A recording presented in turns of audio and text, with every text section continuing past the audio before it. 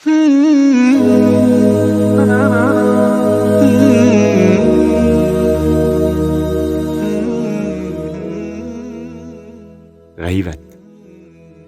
Payg'ambar alayhissalom bir kuni sahobalardan g'ayvatning nima ekanligini bilamsizlar deb so'raydi.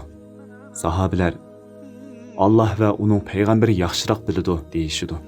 Shu vaqtda payg'ambar alayhissalom ularga g'ayvat degan birov haqida yomon ko'radigan so'zlarni qilishdir deydi. Sahobalardan biri o'rnidan turib birov haqida aytganlarim rost bo'lsa-chu deb so'raydi.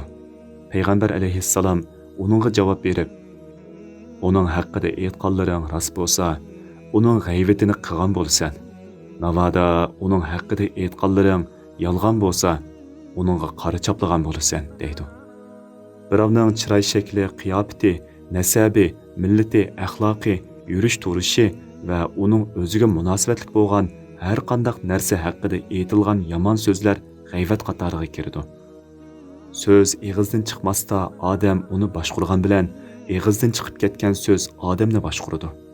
Jumladan g'ayvat shikoyatmi eg'iz yoki yeziq orqali taraydigan buzuqchilik xarakteridagi so'z-cho'chak, ig'vo, fitna fasod bo'lib, u insoniyat dunyosini bulg'ab, ma'naviyatni zaharlaydigan alvostin mohiyatli kasal, ma'naviy rakdir. Alloh taolo Qur'on Karimda وَلَا يَغْتَبْ بَعْضُكُمْ بَعْضًا أَيُحِبُّ أَحَدُكُمْ أَن يَأْكُلَ لَحْمَ أَخِيهِ مَيْتًا فَكَرِهْتُمُوهُ وَاتَّقُوا اللَّهَ. Ya'ni bir-biringlarning g'ayvatini qilmanglar.